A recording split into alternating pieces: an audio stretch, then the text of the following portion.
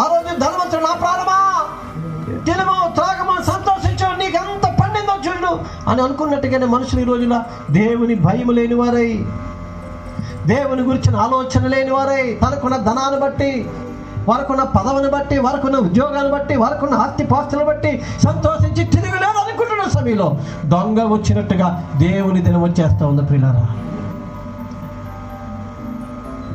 ఆ రోజు నిన్ను బంగారం రక్షించదు, నీ భూమి రక్షించదు, నీ కులము రక్షించదు, నీ అధికారం రక్షించదు. మారు మనసు పొంది దేవుని బిడ్డగా బతికి నీతి మంత్రిగా ఉంటే నీతి మాత్రమే మరణం నుండి రక్షిస్తాడు.